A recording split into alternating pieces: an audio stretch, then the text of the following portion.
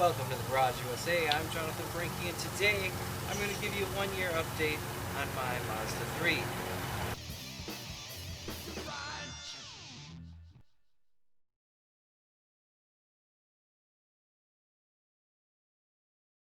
Thanks for joining me. It's been 1 year since I purchased this Mazda 3, and so we're going to go through some numbers, we're going to go through some things I like and dislike about it, and just give you an overall update on the car. So I purchased this car a year ago in October. I paid $200 from the car. I bought it from my daughter, and I really haven't done much with it. It spent an entire winter out at my dad's, and I brought it back here, putting less than 300 miles on this car in the year. The biggest issue with this car, and with most Mazdas, is they are prone to rust.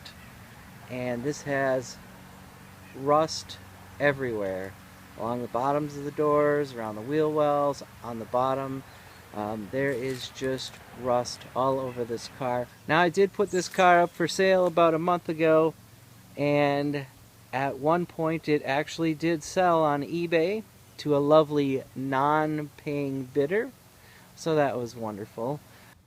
I had another buyer lined up for it, and then the power steering started to act up. And anyone that knows Mazdas know that that's kind of the death blow for a cheap Mazda. And I'm done with the car. I don't have much invested in it, and so there's really not much of a loss. I'm going to drive it now to its final resting place.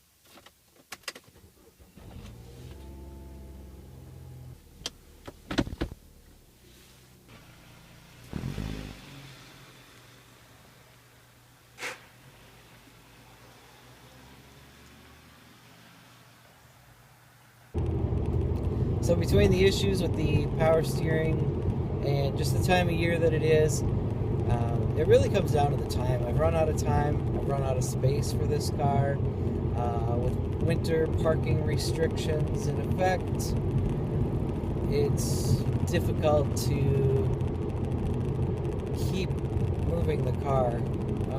And it's just kind of one of those things where I'm done with it. You know, again, here I am, driving it down the highway. It runs out fine.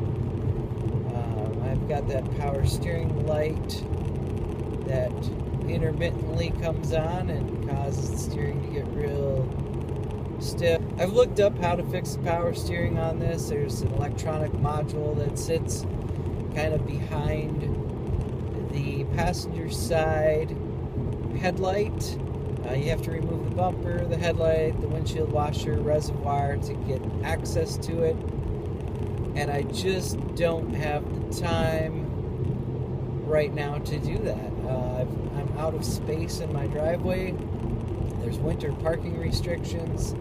And so it's really not a project that I want to take on, especially on a car that I've only got a couple $100 stuck into. So it's, you know, I've never really put any time into this car. I haven't really driven it. You know, I've got 290.2 miles, and that's since I bought it over a year ago. So I mean, here I am, you know, not even a tank of gas into this car, and it just doesn't get used. So, and I tried selling it. There was a woman that I work with that was interested in it for her daughter. And again, that was something that we talked about for a couple of days, but then this issue with the power steering came up, and it's not worth it. You know, it's not worth dealing with the hassle of trying to repair that. So, and actually, of course, it's running fine right now, so go figure.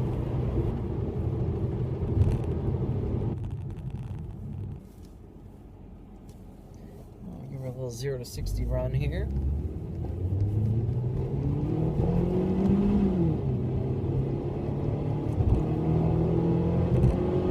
It's 60.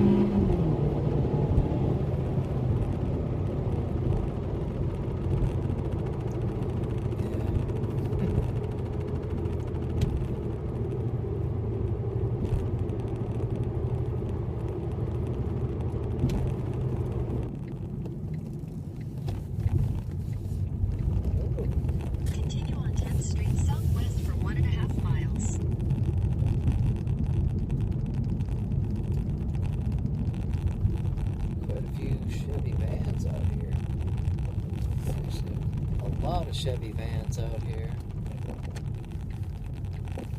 Makes me question the reliability of those. Oh, sweet, there's a lot of cool shit out here.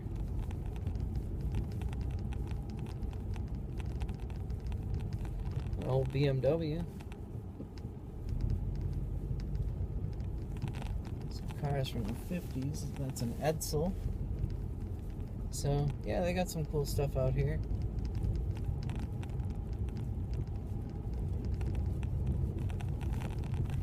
I should do some car spotting out here. They've got some cool stuff.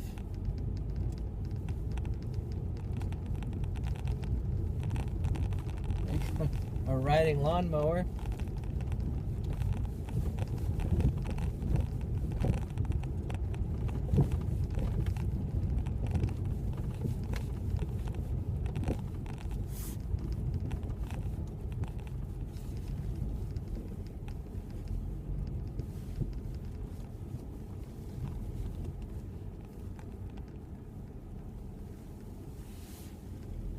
Alright, well, go inside and see what I can get for this bad boy. So I got a decent enough offer for the car, so I let it go, and it's no longer my problem. The timing, obviously, impeccable. You know, we're getting snow. I don't have to deal with this nonsense now of moving the car around for the parking restrictions. I hope you enjoyed this video.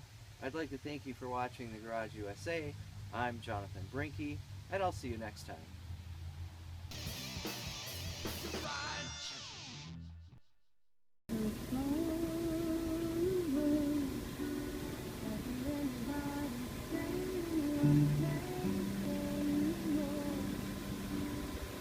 Look